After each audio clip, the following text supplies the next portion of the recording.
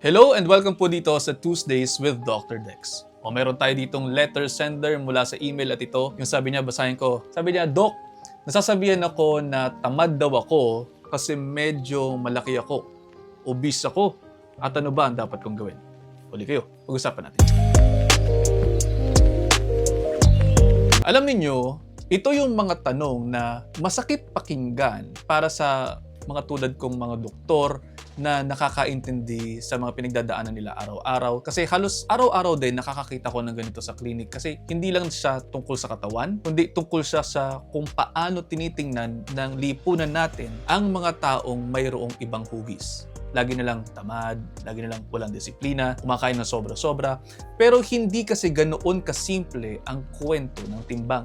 Meron tayong mga biological reasons kung bakit nag-iipon-ipon ang taba sa katawan at minsan wala itong kinalaman sa katamaran. Kapag matagal kang nagda-diet at nag-yo-yo sa mga pagkain ninyo, nag-a-adjust yung katawan, ang tawag dito ay metabolic adaptation. Bumabagal ang metabolismo para protektahan ka laban sa gutom, para hindi ka mamatay. Ganun yun. Ang katawan natin, programmed for survival kasi, hindi para sa abs. Kaya kahit sobrang effort mo, minsan mabagal talaga ang resulta. Dagdag mo pa yung hormones katulad na lamang ng leptin at ghrelin.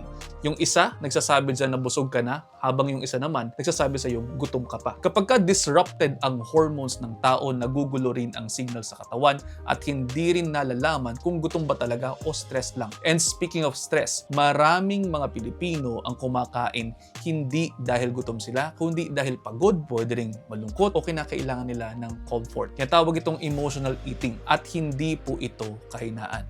Para itong cooling mechanism ng inyong mga sasakyan na nagiging automatic. Pero kapag hindi mo siya napapansin, doon siya nagiging problematic. Dagdag pa dyan ang kultura natin na mahilig sa handaan, sige na, dagdagan mo pa yung kinakain mo, o balik ka pa dito sa lamesa, o balik ka pa dito sa bulusan, at sa instant gratification. Kaya naman, mahirap talaga na makawala sa cycle ng guilt at ng shame. Pero tandaan mo, hindi ka tamad, hindi rin kawalan ng disiplina ang struggles mo.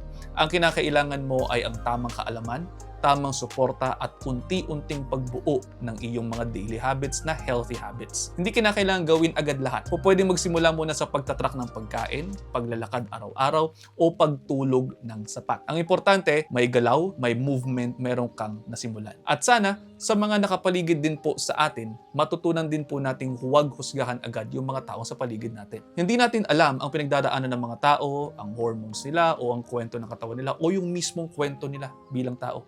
Kaya kung may kaibigan kang pinagdadaanan nito, pakishare mo to sa kanya, pakishare mo sa kanya itong video na to. Baka sakaling maramdaman niyang hindi siya mag-isa. Pero huwag namang gawin sana itong rason na sa mga nasa heavier side na parang, ay sige, normal lang pala itong pinagdadaanan ko, ganyan.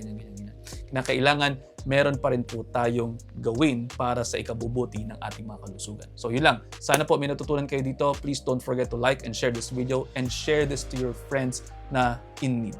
So paano? See you next time.